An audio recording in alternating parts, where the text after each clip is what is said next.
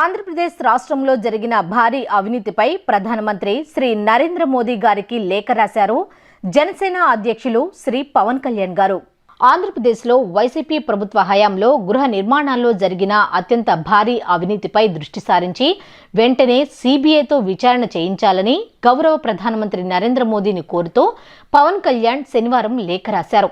లేఖలోని ప్రధాన అంశాలు: పేదలకు సొంతిల్లు పేరుతో కేవలం స్థలాలను సేకరించడం కోసం వైసీపీ ప్రభుత్వం 35,141 కోట్ల నిధులను వెచ్చించింది.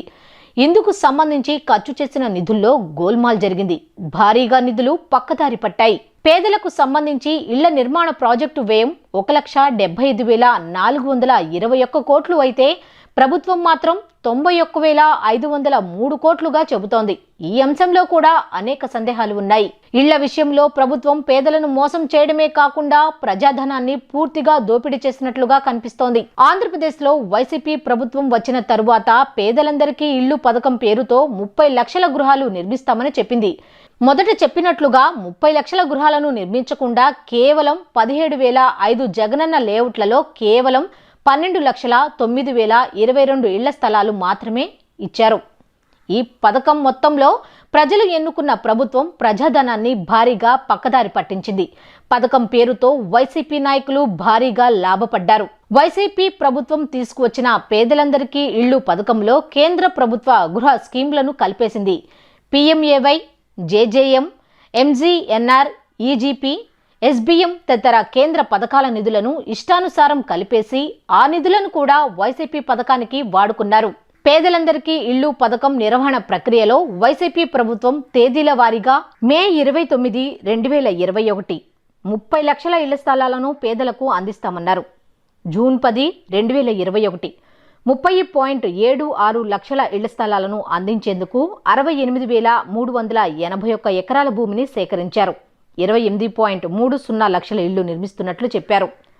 అక్టోబర్ 7, 2022 31 ఇళ్ల స్థలాలు, ఒక్కో స్థలం ఖరీదు 5 నుంచి 10 లక్షలు అని తెలిపారు. మార్చి 17, 2022 30.76 లక్షల ఇళ్ల స్థలాలు. దీనికోసం 71,811 ఎకరాల భూమి సేకరించారు. మార్కెట్ విలువ ప్రకారం 25,000 కోట్లతో సేకరించారు. మే 29, 2022 30 లక్షల ఇళ్ల స్థలాల పంపిణీ అని ప్రకటన చేశారు. నవంబర్ 9, 2022 30.20 లక్షల ఇళ్ల స్థలాలను పంపిణీ అని గృహ నిర్మాణ శాఖ మంత్రి ప్రకటన చేశారు. డిసెంబర్ 30, 2022 21.26 లక్షల లబ్ధిదారుల కోసం చేస్తామన్న ఖర్చు 53,296 కోట్లు. ఇళ్ల స్థలాల పట్టాలు మొత్తం 30.76 లక్షలు. దీనికోసం పెట్టిన మొత్తం ఖర్చు 75,670.05 కోట్ల రూపాయలు. ఈ పథకంపై రాష్ట్ర ప్రభుత్వం అక్టోబర్ 12, 2023 5 లక్షల ఇళ్లకు గృహప్రవేశం అంటూ ఇచ్చిన పత్రికా ప్రకటనలో దీనికోసం 56,102 కోట్లు భూసేకరణ కోసం ఖర్చు చేసినట్లు పేర్కొంది. ఇది మొదట చెప్పిన లెక్కకు చాలా వ్యత్యాసం.